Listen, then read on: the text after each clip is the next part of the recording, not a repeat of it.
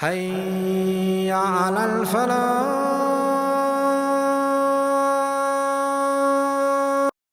Be yourself. Allah has given you whatever you have. Be yourself. Learn to love yourself for who you are. Wallahi, you will be able to lead a much happier life, and you will be able to guide others towards that happiness. Be yourself. Be happy with what Allah has bestowed upon you. Wallahi. That is something very important. It is the teaching of Islam. Allah tells us, appreciate what we've given you. This is why Allah says, you have hair a certain way, be happy with it. You have a complexion a certain way, be happy with it. If you are like me and you don't have hair on your head, be happy with it, mashallah. Bald already, mashallah. And someone was calling me youth a few minutes ago, mashallah. Well, we are. Everyone feels young, don't they? So my brothers and sisters, the duties we have unto Allah, fulfill them. That will guide you to fulfilling the duties that you have upon the rest of mankind, starting with your own family members. The Prophet ﷺ constantly repeated the importance of being good to family members. They are a test. Why a test? Allah chose who your father is, who your mother is, etc. Allah chose. The Prophet, peace be upon him, speaks about kindness to women. And he says, خَيْرُكُمْ لِأَهْلِهِ. You want to know who are the best from amongst you? Who is the best from amongst you? The best from amongst you, those who are best to their wives and family members. Why? Because your wife sees you 24/7. If she can bear witness that you are an honorable man, then indeed you are honorable. And vice versa. You live with her, so she knows. But for others who only see you for a short time during the day, or a few hours, you can act. You can be nice to them as an act, but you're not a nice person. Go home, have CCTV in your home, and let those whom you work with see how you operate in your own home. They probably won't want to talk to you. But Allah has CCTV, far more sophisticated than what we know. Our interpretation of CCTV, Allah is watching, Allah sees. When you enter your home, an act of worship is to smile. How many of us do that? When you enter your home, or when a family member enters the home, you smile. Subhanallah. Act of worship. That's why Allah said, we created you to worship us. It's an act of worship. It's amazing, it's unique. It's something Allah has given you as a favor. He says, when you smile, it's an act of worship. When you sit and have a meal with your children and guide them, talk to them, try to help them, it's an act of worship. You are fulfilling your duties. Subhanallah, act of worship. When you enjoy an intimate moment with your spouse, it is an act of worship. Why? Because it is your spouse. The Sahaba radiallahu anhum, they were told by Rasulullah sallallahu alayhi wasallam something very unique. You know what he said? وَفِي بُضْعِ أَحَدِكُمْ صَدَقَةً. Wow. You know what that means? In the act of intimacy, to fulfill that act of intimacy with your spouse is an act of worship. Whoa. Subhanallah. The Sahaba radiallahu anhum, they wanted to ask a question now. You know, أَيَأْتِي أَحَدُنَا شَهْوَتَهُ وَيَكُونُ لَهُ صَدَقَةً. According to some of the words, they asked, O Messenger, peace be upon him, you mean we fulfill our desire? You mean we fulfill our desire? We engage in an act of intimacy with our spouses, and that can be an act of charity? It can be an act of worship? Now, in order to answer that, the Prophet ﷺ says, well, if a man did it in a haram way, would he get a sin? Would he be sinful? If a man fulfilled his desires in a wrong way, in an adulterous way, would he be sinful? They said, yes, he would. Well, if he did it in the right way, he would achieve a reward. Allahu Akbar. Look at how blessed the educational system is in Islam. If you did it the wrong way, you would get a sin. If you do it the right way, you get a reward. And guess what? Shaitan does not want you to get a reward. So he starts beautifying that which is not yours to you. In order that you start sinning. In the same way that he makes you lazy to fulfill salah, same way, he uses the same tricks to make you do something that is prohibited so that you earn the wrath of the Almighty. May Allah subhanahu wa ta'ala forgive us. May He strengthen us. And the minute sin starts becoming prevalent in society, forget about that society. When sin becomes prevalent in society, do you know what will happen?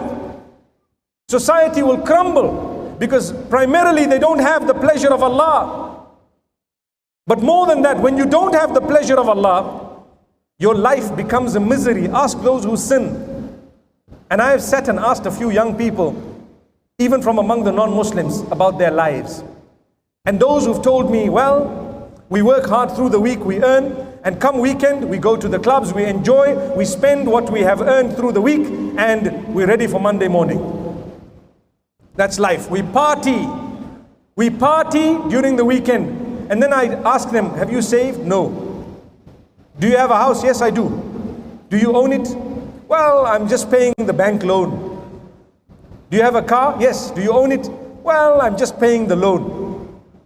Everything I'm paying the loan, And on top of that, I'm taught that my life, I was born. Listen, these people think the following.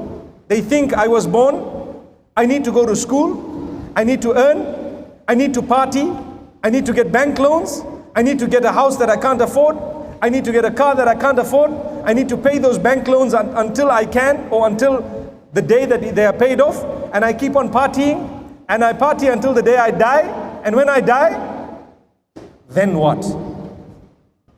Then what? Well, I led a life. It was a very nice, happy life.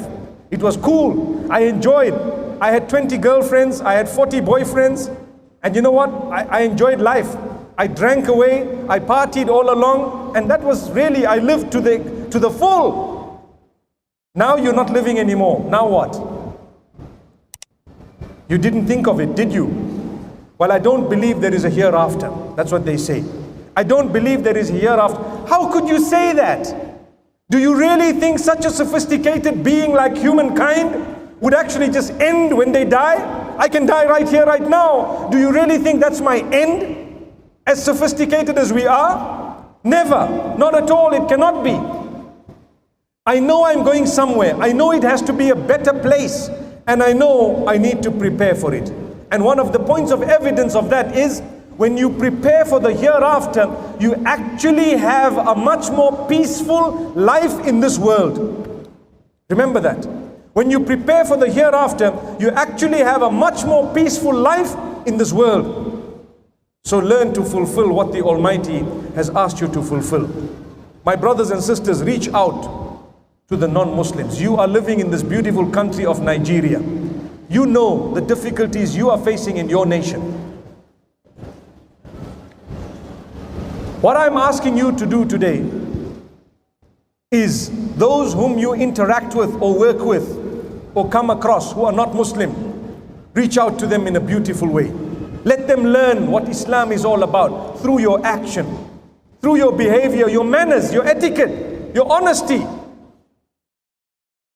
That's how you will fulfill the right that they have over you.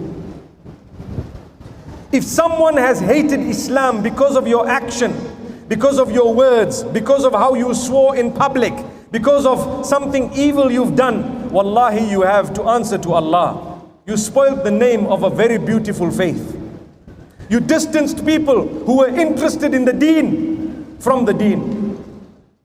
But if someone came closer to Allah because of you, have good news. The Prophet Muhammad sallallahu alaihi wasallam says, "Wallahi la an yahdi Allahu bika rajulan wahidan khayrun laka min humurin na'am." Wallahi, for Allah to use you to guide one person is better for you than the most expensive conveyance on earth, at the time the red camel. So no matter who you are, be responsible. Fulfill your role as a Muslim. Understand your duty unto Allah. Understand your duty unto the rest of creation, your family members, your children, the other Muslims, the non-Muslims as well. Remember to greet one another as Muslimin. That salam is a duty. It's a duty.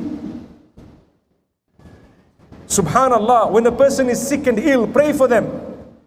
Try and visit them. When someone sneezes, respond to the sneeze. When they say, praise be to Allah, you say, may Allah have mercy upon you. These are duties that you have unto one another as Muslimin. When someone passes away, try and go to express your condolence and sympathies. Perhaps make dua for them. These are your duties amongst one another as Muslimin.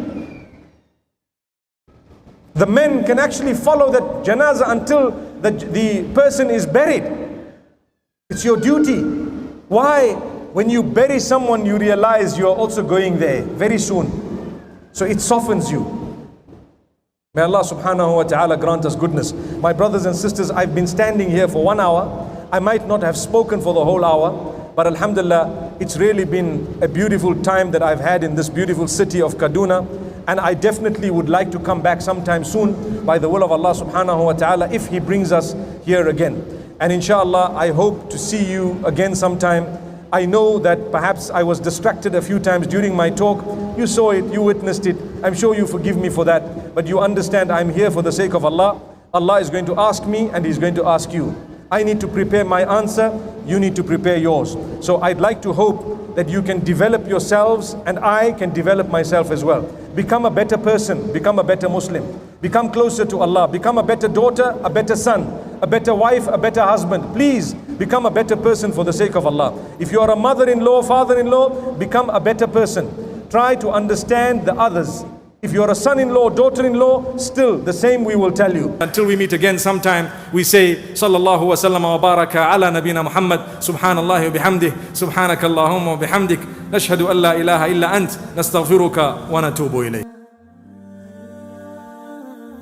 Thank you so much for listening to this short message. I pray that it has increased you in a little bit of motivation and hope, and the same applies to all of us. Jazakumullah khair. Assalamu alaikum wa rahmatullahi wa barakatuh.